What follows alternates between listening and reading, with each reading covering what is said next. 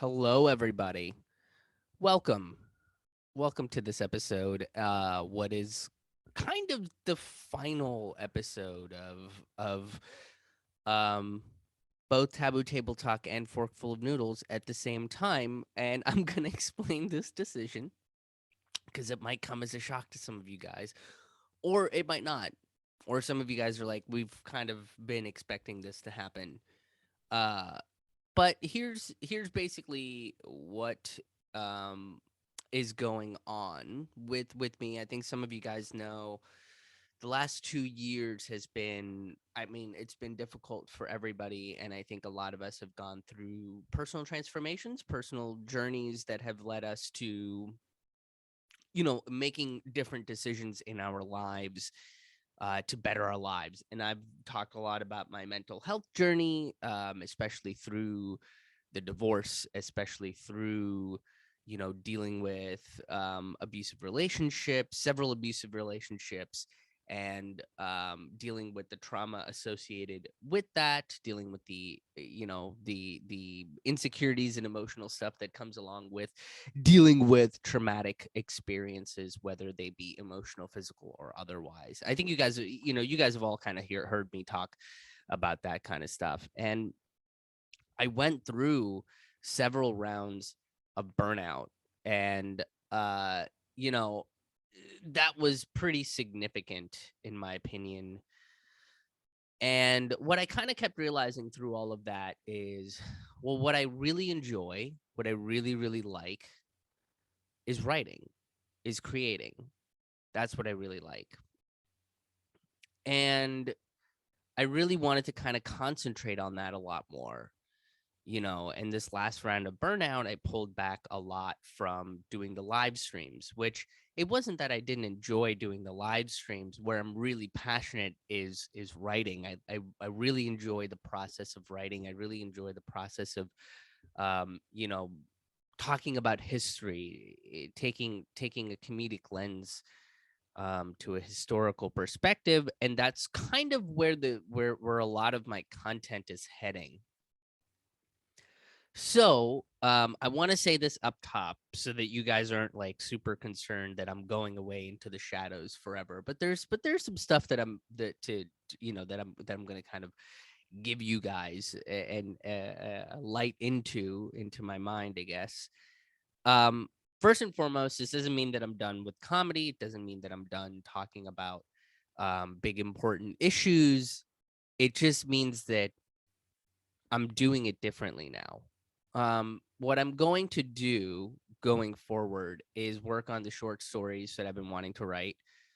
I'm going to work on some of the historical stuff, but that's going to take some time. The amount of work that goes into creating an episode of Forkful of Noodles is quite intense. It's quite intensive, and I've been doing that kind of work for several years, and I've been doing that kind of work with intense research, with intense editing, with intense, a lot of writing. We're talking about scripts that go anywhere from 10 to 20 pages, um, and then creating graphics for them.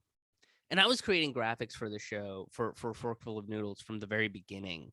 There were always kind of graphics that were involved. And again, I was doing that. And that is in most shows like Forkful of Noodles. That's a department.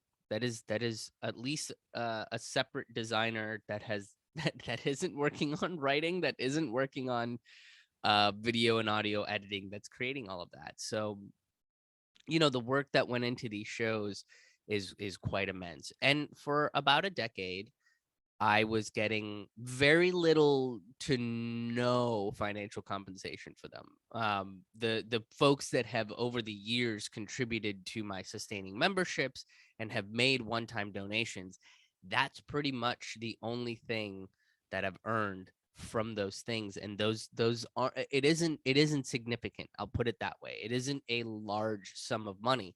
When I was touring, what that really helped with was supplementing the hosting costs of the podcast. I basically netted a zero because the people that were contributing to Forkful of Noodles, to Taboo Table Talk, were essentially covering the hosting fees of having a podcast. Excuse me. But for the for quite a bit of it, I didn't particularly care about the income these shows were making because I had touring. That's how I was earning a living. And again, touring full time as a comedian is very, very exhausting because I have to take care of the social media. I have to take care of the tour poster. I have to take care of the press release. I have to make contact with the press. I have to book the shows, route the tours, get myself on the tours while working on the show itself, while making sure that I'm writing, while making sure that I'm tweaking the script, while making sure that I'm thinking about improving the jokes and improving the show and making sure what I'm saying is clear. It's a lot. It's a lot. It is beyond full time. For 10 years that I was on the road, I toured for damn near 10 years. I worked nonstop. I didn't really take any breaks. The entire time that I was touring, I took one vacation, and that was my honeymoon. Um, whereas now a lot of things have changed from that mentality, and I will get to that in a moment as well. But the important part of this portion of the discussion is that I did that.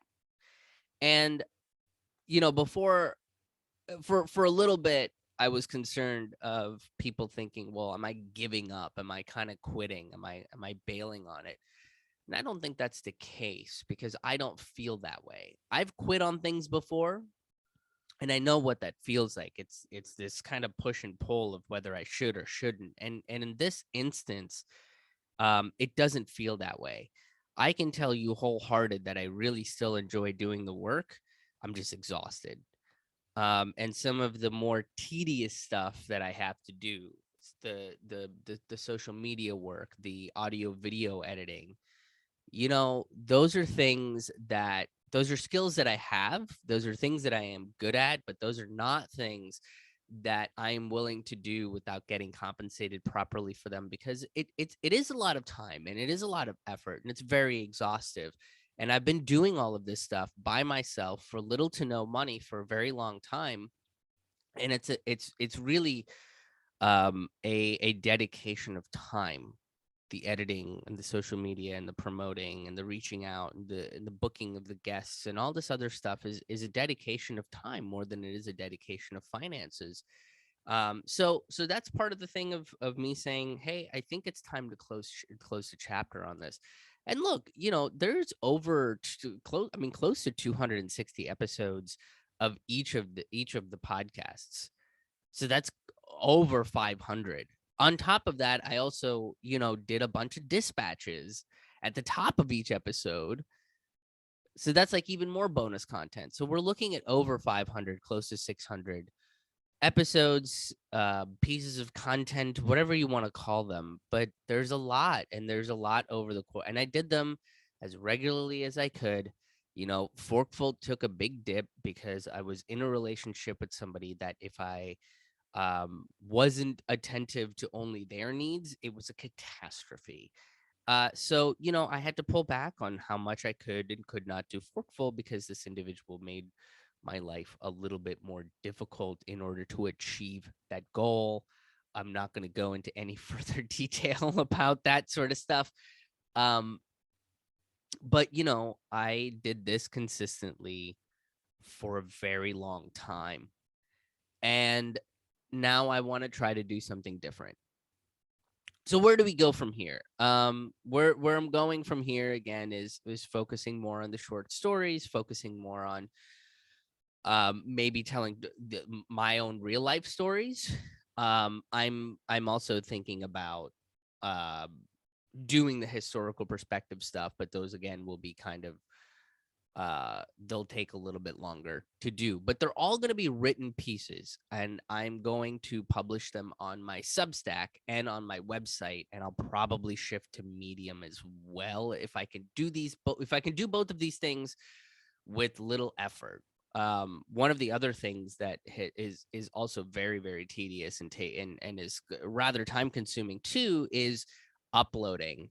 Because of the way YouTube is, I can't just upload to YouTube, and because of the way Facebook is, I can't just upload to Facebook. A few years ago, my YouTube channel was not doing particularly well, I would get a handful of views. You know, in the beginning of me starting Forkful, I was getting at least 100. I was getting at least 100, which is cool. And then my content started becoming a little bit more subversive. And then the numbers start drifting down pretty significantly. And, you know, it got to a point where if I got 25 views on a video, that's pretty successful based on how the YouTube algorithms operate. And because the YouTube algorithms operate the way that they were, I wasn't really putting that much stock into YouTube. I wasn't putting that much energy into YouTube. And I was putting more energy into my Facebook because the Facebook was yielding better results. I was getting anywhere from 1,000 to 2,000 views on my Facebook videos, which was great.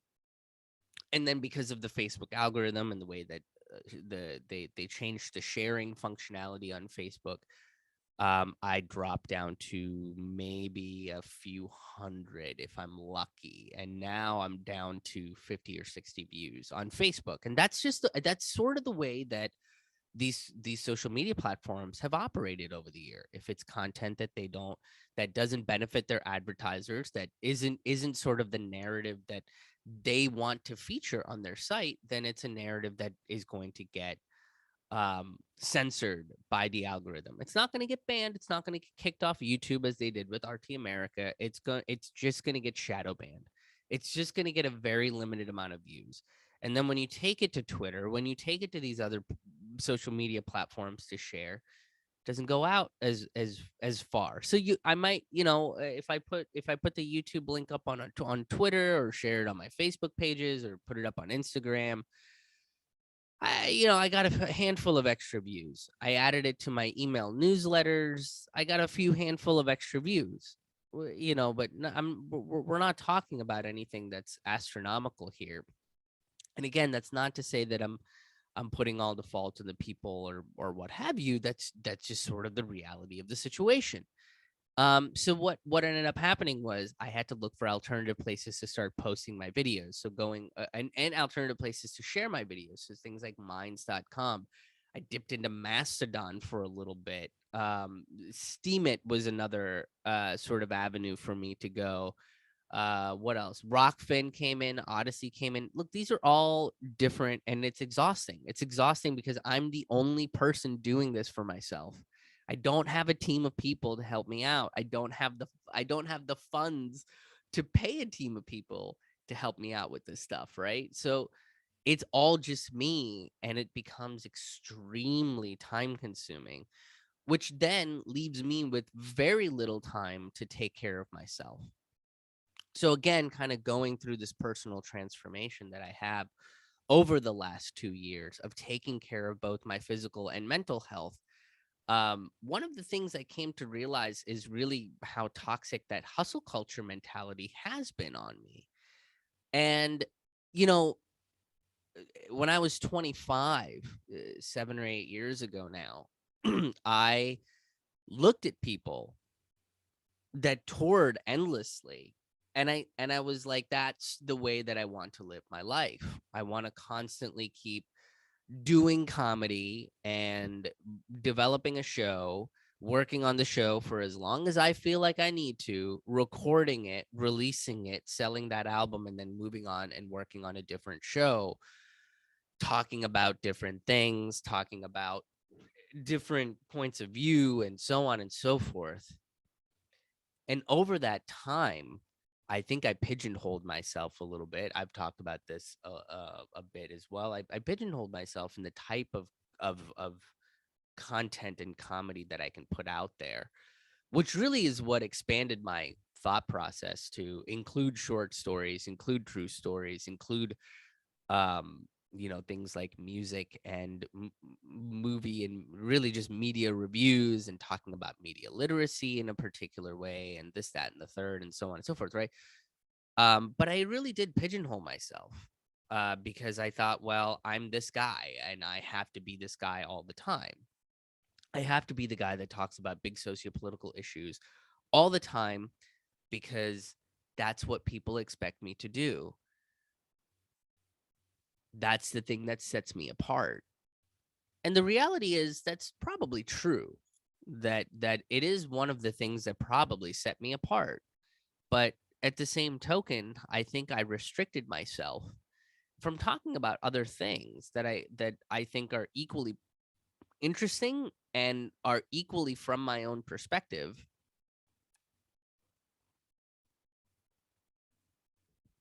like the divorce. Right, I went through this divorce at the beginning of the pandemic. I never intended on talking about it, and then I decided, well, why not? Why am I not talking about it? And that was partly because I was in a place where I just didn't want to talk about anything personal in my life. But part of that was because I was still processing a lot of that information. And to some respect I still am, but I'm beyond the initial processing point. You know, I processed a lot from the divorce, from that abusive relationship, and I'm working through a lot of it. And part of that working through has made me realize that I I've regained a lot more self-worth. I've regained a little bit more of my confidence. I feel better. You know, taking martial arts classes is helping, exercising regularly is helping, being in a very good relationship right now is helping, and focusing on some of these relationships that over the course of 10 years of touring nonstop and being in an abusive relationship on top of that to boot really created some distance between some very important people in my life that over the last 2 years I've reconnected with, and I would like to keep that connection going. I've reconnected with aspects of myself that I had just forgotten about, or I had relegated to being just a portion of my past, or being too childish, or whatever. Right? For example, I used to have a pretty nice comic book and manga collection, and over the last 2 years, I have been able to do that again. I've been able to collect some really great fucking graphic novels, and I want to start collecting my mangas again. You know, the ones that I used to collect Helsing, I used to collect Full Metal Alchemist. I wanted to restart collecting the Rurouni Kenshin books. These are things that I would really like to get back into.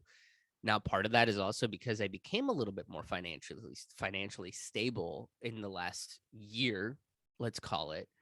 And that really helped. But that financial stability has come into question a little bit, and now I need to veer into a different direction because again, it's exhausting. It is a lot of very exhaustive work, and because of that exhaustion, there's a loss of passion behind it too. I feel like I'm forcing myself to do all of this work, and and part of that is coming to the realization that I had to give up very important aspects of who I was as a person in order to maintain um, nonstop comedy touring and nonstop comedy content creation. In order, it was like, oh, I have to be on tour so that I'm coming back to these places and developing a following, and people come back to see me on purpose, and I got to keep in front of them all the time by doing these podcasts and sharing it out with them, and writing this material and sharing that out with them, and doing this other thing and sharing that out with them. And oh, if they're gonna donate to me, then I better do more because they're financially donating to me. So I'm becoming more financially obligated to the people that support me, the people that follow me. Oh, they're going to share with me, then I got to, this level of anxiety was just very, very toxic for me. And put me in a pretty bad place. And once I kind of realized the toxicity of it, and that also, again, comes from hustle culture, because if you're not doing all this stuff, then you're not a real comedian. That's kind of the way the industry sees it, especially for people that are on my level. If I'm not consistently touring, if I'm not doing this thing all the time, then I'm not a quote real comedian. And if I'm not talking about whatever some other comic assumes I should be talking about based on the 10 minutes that they've met me, then I'm not doing comedy the right way. These are some of the the toxic things that exist within the comedy world that I wanted to pull back from, and I've wanted to pull back from this stuff for a very, very long time, mind you. In 2019, before the pandemic, I was really thinking about, well, where's all this going? Where's all this going? What does this look like in 10 years? Is the next 10 years of me just being on the road pretty constantly doing the same thing over and over again? Am I pushing myself creatively? Am I doing something interesting? Am I saying something interesting? I don't regret my time on the road. I don't regret working on these projects or anything, but I will say that it has come time to pull back from these things a little bit. So the written thing is going to be one, right? The written thing is going to be one, focusing more on that. So how are we going to get that is my website, Substack, and maybe Medium if it's easy to publish on Medium. The other thing too is I'm pivoting into the full-time work landscape, going back into doing more design stuff or something in the cannabis industry. So I've been looking at jobs in those fields, getting some interviews lined up and things of that sort. To one, be a little bit more financially stable, and to two is to take my creativity outside just the political realm and just start working, in the design field, something that I haven't been able to really do because I've been touring full time as a comedian for all this time, for a very long, for a decade, right? So now it's trying to pivot into that world. Once I pivot into that world, I'm not going to have the time to produce these shows. I've been producing these shows in a full-time capacity, and even that has been pouring a lot of my energy into it. So uh that's sort of where I'm pivoting. Again, I'm not quitting comedy. I'm not quitting doing all this stuff. It's just going to come out in a different format, in a different, I guess, branded thing. I don't even know. The idea I have with the short stories, the idea I have even with the true stories, um, is I would like to eventually put those into a book, maybe a collection of short stories based on my life as a touring comedian, or various other things, right? I think the short stories are going to go beyond just the perspective of touring, and beyond just the perspective of a comedian, an Indian comedian, and so on and so forth. I would like to address various different things. So I have some ideas, and I'm very excited. This is a new kind of creative outlet for me. The other thing too is I'm getting back into drawing. I'm getting back into illustrating. I'm getting back into that kind of art, and that's going to kind of be a little bit of an outlet for me as well in terms of talking about big issues. I can do that in a different format. And that might, honestly, it might end up just being for myself. I might, share it on my Instagram or on my email list or on my website or whatever. If I feel like that's what I want to do, some of it just might be some catharsis to get it out. Um, but one of the other things, especially with the historical context stuff, is to use my graphic designs and illustration skills, in that regard, to create some interesting visuals and such. So, you know, that's where I'm headed. That's where I think I can put my creative energy into. What I've been trying to figure out for 10 years, and I think I finally found an avenue to achieve this goal, is finding some balance in my life. I just mentioned touring nonstop. I remember this was maybe 2012, 2013, somewhere around there. That comic book and manga collection I had, and my DVD collection. I had a pretty expansive DVD collection of shows and movies that I really like and enjoy, and I used to have this collection. I sold all of it. I sold all of every single bit of it. I think I maybe kept a handful. I think I kept like two or three that were very sentimental to me, but I sold all of it. I sold all of it because I needed gas money and rent money, and I was going to pursue comedy full time. And looking back, I had a moment of reflection recently where this memory came into my mind, and I was thinking about it. And I think that was the moment where it was like, you're going to have to give up this part of yourself in order to pursue comedy full time, in order to live out of your car full time. It's just clothes and food in the back of your car. That's it. That's all you have room for, and anything comedy related. That's it. That's all I have room for. And I spent 10 years struggling and getting through. And here's the thing. I might have not become famous. I might have not developed this deep, intense following and all that sort of stuff. But I think I succeeded. The last tour I did, in most of the places I went to, people came to see me on purpose. that had seen me before. They came back to see me on purpose. This was a goal of mine. I was trying to get 30 to 50 people to show up in any city that I go to. That was a goal that I thought was pretty doable, 30 to 50 people. And that was starting to happen. And I felt good about it. In 2019, that was starting to happen, and I felt pretty good about it. I had Lee Camp helping me out. I had put myself in this, into this position where I was felt pretty good about it. So I succeeded. Same thing with my YouTube channel and Forkful of Noodles and Road Reflections and Taboo Table Talk. I succeeded. I got to talk to some really, really cool people that I thought were out of my purview of having a conversation with. I got to cover some really, really important topics that did garner me some new fans and followers, and that did get me some people to start becoming regular, sustaining members of my work. Right? That did happen. So I succeeded in that term. I put out close to 600 episodes of collectively between all these shows. That's success. I did it. I that's a part of my life that I've lived, And in terms of stand up, I haven't talked a lot about my life. I haven't been particularly autobiographical. I have been, going back to the pieces that I think I connect with the most and what people have connected with the most is it has been some of the sociopolitical stuff for sure. I think because people believe in some of these ideas that aren't very mainstream or hyper popularized by networks like NPR and so on.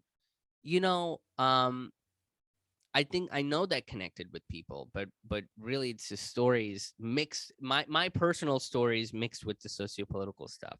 Anything that has a personal biographical touch to it was also very connective. And I think I would like to start drifting back to that. I have an idea for a very sociopolitical show, but it really has to be worked out. It really has to be thought out all the way through before I put it up on stage and take it to a fringe festival and all of that. But I have time. I'm transitioning into this new lifestyle, let's call it. I was trying to find a word that would fit it well, but let's call it a lifestyle. Let me settle into it and then I'll take care of that. So what's going to happen with the sustaining memberships? That's going to be something that I need to talk about as well, right? But let me wrap up this thought really quickly. My point with comedy is I'm going to take a little bit more of an autobiographical look into some stuff. I feel like I want to write more autobiographical stuff. Talking about the divorce, talking about relationships, but I am who I am, which means I'm going to take it to this level of talking about a big grand idea connected to this other thing. And in one of the newer pieces that I'm working on stuff about the divorce, stuff about dating, stuff about love. That's a big grand idea, and I'm trying to explore this idea. So eventually, I mean, I am who I am. I can't escape, the big idea thing. That's just part of my personality. That's part of the way my brain works. It's part of who I always have been. That's not going to go away. I'm just going to be more autobiographical. I'm going to kind of lean into being goofier on stage because that's also part of who I am. I like doing the goofy shit. Being a little bit looser on stage, because one of the things I realized over the course of the last year in writing the new show that I wanted to write, it's incredibly academic. It's incredibly academic because I've been focusing on academic stuff for the last 2 years. So now I got to dig deep. And I've done that soul searching. I've done that reflection. I've looked into what happened with my relationship. I've looked into what I need to take ownership of and process that and worked through it and arrived at this point. So that can be reflected in my comedy now.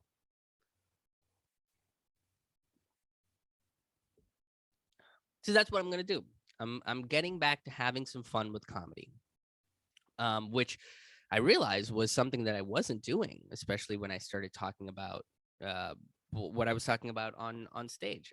There were parts of the show, the new show, the Citizen Revolution, right? There were parts of that show that were very fun, and I know which parts there that were very fun, right? But then there were parts of the show that were just really, really academic and really didn't. I wasn't having fun with them. Just relaying information, right? I'm just reciting information. That's not to say that I will not figure out a way to have fun with them. That's just a point of exploration. But in order to figure out how to have fun with very serious sociopolitical issues again, I'm gonna have to learn how to have fun with the other stuff, and that's kind of the thing that I'm doing. Um, I brought up balance before we get to the Patreon stuff. I brought up balance before. Right now, I've gotten to achieve some balance. What I've really realized is having some sort of consistency in my schedule is very good for me and very good for my mental health at this point. And I do have a little bit of a type A personality. I have stuff on my desk. I have various folders on my desktop. But, things kind of being in their designated place and forming some kind of order helps me and helps my mind get some clarity to concentrate on the things I need to concentrate on. That's just something I think that's always been true about me, and has been something that I have uh resisted in my own mind, because again, it's like the notion of comedy is you gotta be the wacky comedian. Oh my god, you're so crazy with the comedian and the bar, and it's like I'm just not the crazy, even this. Yeah, I was thinking about like, oh, maybe I should do a big send-off kind of thing, and I was like, why? It's not part of my personality. I don't do big grand gestures about stuff. I'm pretty subtle and quiet, you know. So and I think part of that too is coming to terms with the fact that I've been in overtly in the public eye, especially over the last 2 years with how much digital content I've put out. Um, I'm good. I'm good being a little private. I'm good kind of living my life for me instead of trying to live my life loudly to show other people. Again, it doesn't mean that I'm going to stop completely. I'm not taking things to the extreme. I think people like doing that, which is also part of the reason why I'm exhausted. is I talked to my therapist about this, and he brought it up where he was like, I think people just don't know how to understand your perspective. You like what, and that's true. There's been a lot of times where I felt like I would wake up in the morning and I feel like an alien. I don't feel like I belong on this planet. But knowing that, and accepting, hey, I think there's some things I'm going to talk about and there's some things that I believe in that other people just aren't getting. I'm not saying this is like an arrogant, I'm better than you kind of thing. I'm just saying, I'm weird. I have certain beliefs that some people can't adhere to, and because I hold these beliefs, and I'll give you guys an example: cashless society, resource-based economy, zeitgeist movement, Jacques Fresco. I've done videos. That's actually one of the videos I'm really proud of, is to talk about the three: capitalism, socialism, resource-based economy. Those three things. I did a video series on them, and I'm actually very proud of the work I did in that in those videos. But a resource-based economy is something that several people have fought me over, and Jacques Fresco dealt with it his entire life. That's what the Venus Project is about, and I think that's where society is eventually going to get to if we allow ourselves to evolve intellectually.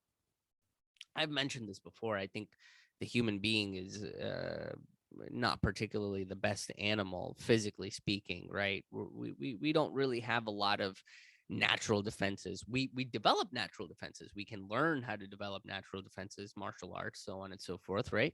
But we don't have claws, fangs. Our eyesight is actually not that great in terms of the animal kingdom. Our hearing is not that great in terms of the animal kingdom. Our sense of smell and taste not that great in terms of the animal kingdom, right? Uh, but our brains are pretty amazing.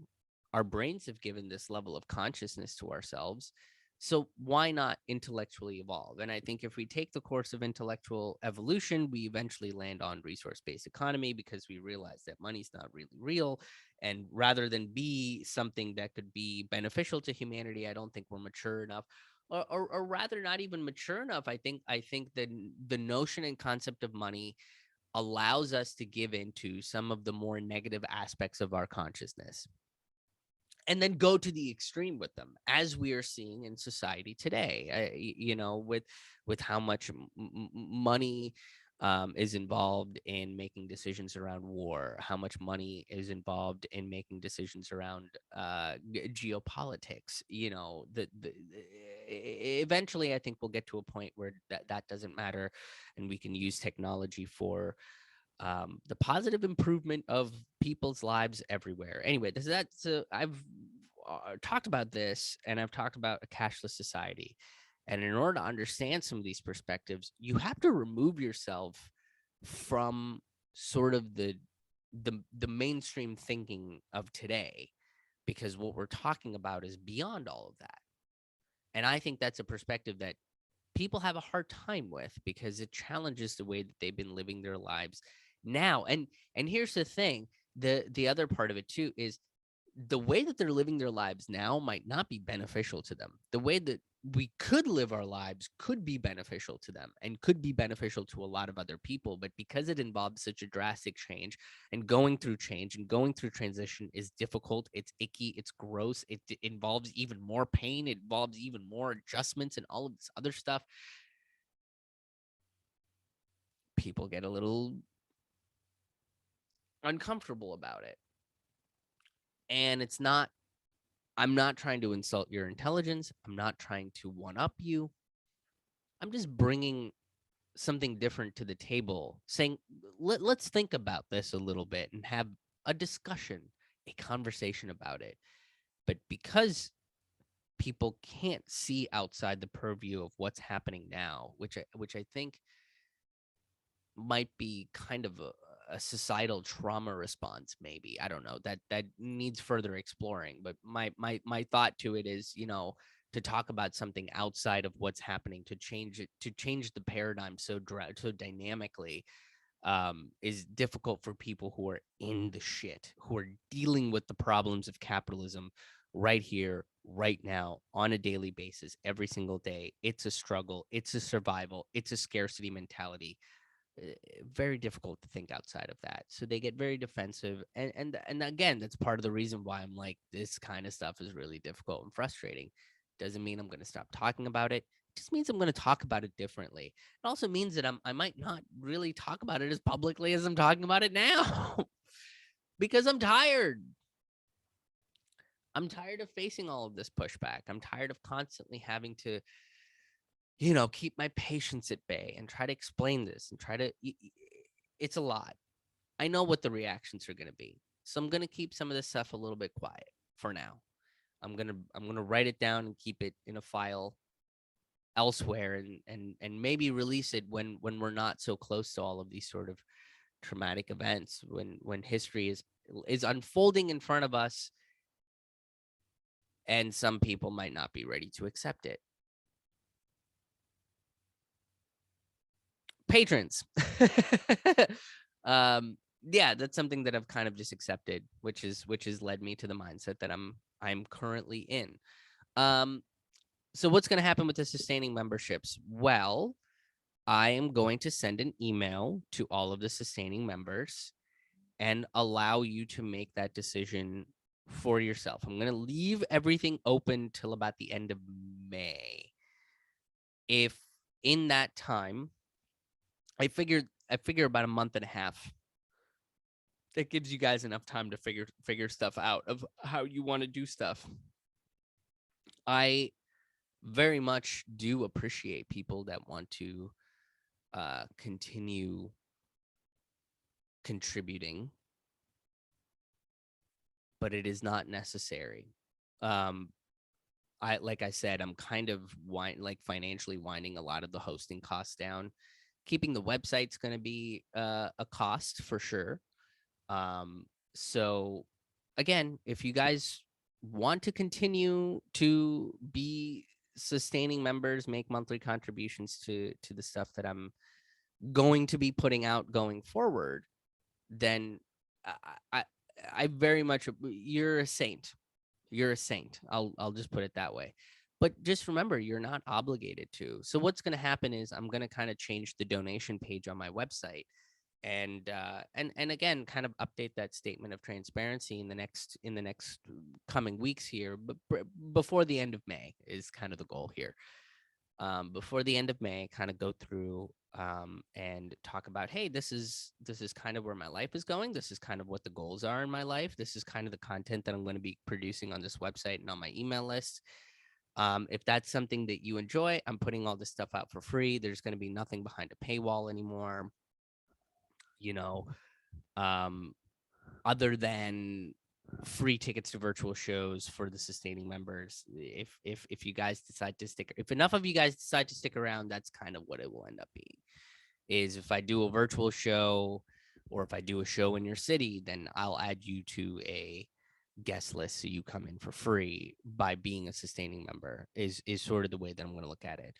But no one's obligated to make any kind of contribution. But I'm going to add like a Libera Pay, um, a buy me a coffee, and go from there.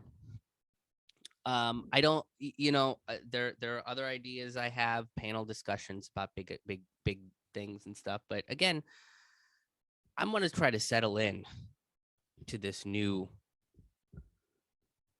life format that I've got going on, where I do have some balance between work and the other things in my life, maintaining these relationships. I have a goal of black belt by 40 with karate, with Ishinru. And it is it's challenge, but it's a good challenge. I like it. I'm finally like toning my body. Here's the other thing: is visualizing this stuff. In my head for a very long time, I was like, oh, I look at these black belts. I really like. I was always been into martial arts, and I always looked at these martial artists, and I thought, well, eh, that's cool, but that's not for you. Someone like you doesn't do that sort of stuff. Someone like you doesn't become a black belt. So, just go and pursue your modest thing. Work 10 times hard to get to the middle. That's all you got to do. And that sort of mentality it doesn't vibe anymore. It doesn't make sense anymore. That is somebody else that has convinced me that I'm not good enough to do these sorts of things when I am. Like I said, over the years, I've developed a lot of skills. I've learned a lot of things. Um, and I know that I'm very resilient, and I know that like I've been through a lot and I've kind of powered through it. I've kind of pushed forward and processed a lot of stuff. Well, now I physically want to be able to defend myself. I want to physically know that I can take care of myself and my family and the people that I care about. And that's what I'm learning. That's what I'm doing. I'm learning that capability of in myself. I'm very much still a pacifist. Martial arts is about self-defense. It's not about it's not about looking for a fight. I'm not looking for a fight. It's part of the reason why I'm like pulling back from the public light, let's call it, because boy do people want to go after people in the public light. Anyway, that's neither here nor there, but achieving that balance is very important. D&D is something that I've gotten into with my friends, and I'm having a really great time with that. Again, reading and collecting comic books, finding this sort of balance that I didn't have before, that I've craved for a very long time. I've talked about achieving balance with people for a very long time, and finally I have the opportunity to do it. And finally, not just the opportunity, but I want to do it. And that means I have to let go of certain things. Letting go is probably not the appropriate term, but I think you guys know what I mean in this instance. Reprioritizing. I gave 100% into comedy. I left nothing else for myself, for other people, and it very much affected relationships in a very negative way. And I could have handled various situations maybe differently, um because you can't control what other people do, but you can control how you react to others. That's another thing I think that about me that bothers people is I'm not reactive, and I think we live in an incredibly reactive society, and I've always kind of had to reflect and think and say, well, is this the appropriate thing? Am I being a little too rash about whatever the issue or concern or what have you is? Am I being, and so I am a incredible, like, I just, that's just a part of who I am, is a reflective person. So, and I think sometimes, I mean, I know my ex used to get real bugged up about it. She used to call me a robot. I'm also not overtly outwardly expressive about a lot of emotions. That's another thing, right? So, um, with all that said and done, let's wrap this up. I've been going on for goodness, forever. Um, it's been 10 years. I've had a really good run. I feel very good about all the content I've produced. I feel good about it. Uh, the next step of my creative journey is taking me back to some stuff that I forgot. Is taking me back into things that I um, can challenge myself on, and I'm excited about this new direction my life is taking. So I hope that you guys will stick around for that. Jump on the email list, subscribe to the website, however you feel like you want to like follow the stuff that I'm going to be putting out. Yeah, that's kind of what I want to do, and that's kind of the direction that I want to go. And I, this has been an amazing journey, and I don't think this journey would have happened without the support that I've gotten from a ton of different people that have both not just supported me by coming to shows and sharing my content and listening every week, but even financially. Like, you guys have helped me out quite a bit, and I'm very, very appreciative of that, and I'm very, very thankful that I got the opportunity to be a full-time touring comedian, and not just that, but a successful one at that. To be a full-time content creator talking about subversive radical issues and movements and history and all the things that I also am very passionate about and enjoy very much. you know um Thank you. I really, really appreciate it. I really, really appreciate it. um and now too, I need to learn to trust myself. I need to learn to trust the confidence that I've built in myself, and build up from there. And I think this is the direction for me to go in order to achieve all these other goals that I have in mind as well, and not just have a singular focus in my life. You're not just your job. You're not just your hobbies. You're all of these things. You're all of these things. And I think we need to, it's like we need to build a society and build a paradigm and a zeitgeist that is going to allow you to be all of the things you're passionate about and have some balance. Create a society that encourages and enhances the balance in your life rather than counters it. So that balance is a challenge, is a conflict in your life where you have to make these Sophie's choices. That should not be how things are. So I'm going to keep pursuing to fight for a better life for everybody, through my art, through the creativity, and go from there. So yeah, thank you guys for really helping me with the last 10 years, and you know making it all for naught, kind of thing. So thank you. You guys are awesome. Stay taboo, and I'll see you on the road. Bye, guys.